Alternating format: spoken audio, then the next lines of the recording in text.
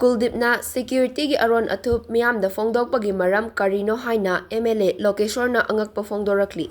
Myanmardagi Kuki militant chamapan Manipurda changsilakre haibagi matangda security advisor Kuldeep Singhana state asigi security force na paikhatkadaba strategic oiba thabak thoram singi matangda Aron-Athup khudingmak media da Phongdokpagi Maram Karigino haina khundrakpam ACG MLA Thokjom Lokeshwar na angakpa phongdokre. Chatliba tha asigi kun amasung kunithoida Manipurda sitkiba akanma nonglai nungsitta khundrakpam ACG yum kayamarum amang ata thokraba matungda MLA na koina chatuna jinga yenthokpagi thoramda paumi singda wafam asi phongdokhibani. Chingkhong chingyada leiriba khunja sing ngasisu yamna mipaiba amasung aki tuzungba marakta leiri. Chairak asida Myanmar romdagi Kuki militant chamapan changlakhibagi wafam asina miyamda henna pukning laita handre. Chief Minister gi Secretary na khudyek piba cherol ama Kuki militant chamapan changlakhibagi matangda mari leinaba higher authority da pikhiba amasung Thoubal gi SP na handak thoklakhiba cherol sing adu aranbani haina phongdokhraba matungda pau adu achumbani haina amuk Manipur gi security advisor